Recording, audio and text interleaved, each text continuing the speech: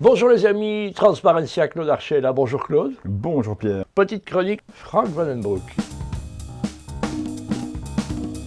Alors, où en est-on avec ce bon vieux Frank Vandenbroek? Alors Frank Vandenbroek s'oppose à toute transparence sur sa gestion du Covid.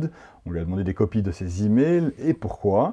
Parce qu'il s'avère, suite à des vidéos, des caméras cachées fournies par la firme Medista, qu'ils ont truqué le marché public de distribution des vaccins Covid. Et Frank Vandenbroek a nié connaître ces faits depuis très longtemps et a nié qu'il y avait la moindre irrégularité. Il a même inventé une étude de l'inspection des finances pour choisir la firme qu'il a désignée, alors qu'en réalité, les caméras cachées ont montré qu'une fonctionnaire, une haute fonctionnaire... Sur une caméra discrète, Voilà, c'est comme ça qu'on dit dans la presse. Autre chose, c'est le cadavre.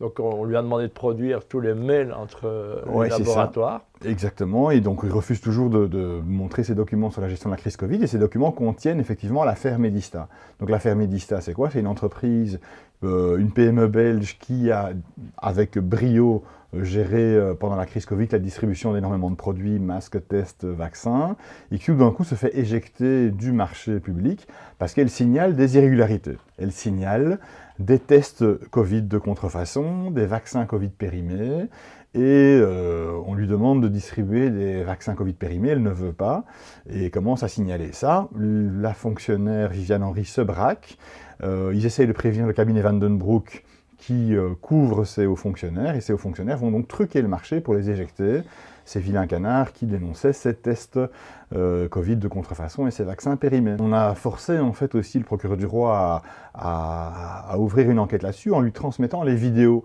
que Medista, que la firme a obtenues, où ces hauts fonctionnaires de Vandenbroek avouent qu'ils ont truqué le marché et qu'ils ont délibérément donc choisi pas forcément le meilleur prestataire, prestataire qui n'avait d'ailleurs pas tout l'équipement nécessaire pour gérer dans la chaîne du froid des vaccins, etc.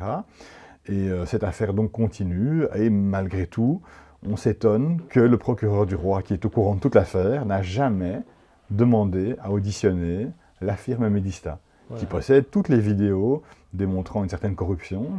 Le procureur du roi, depuis plusieurs mois, n'a jamais demandé les éléments à la firme Medista. Voilà. On rappellera que Frank Vandenbroek était mis en place par la maman de Conor Rousseau.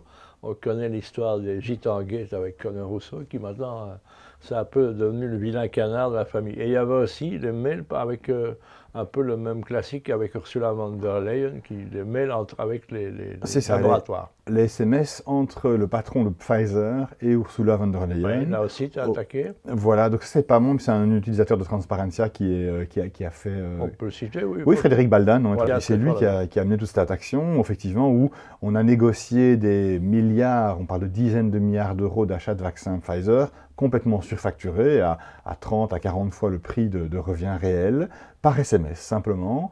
Et la présidente de la Commission européenne qui a négocié ces prix par SMS dit avoir effacé ces SMS.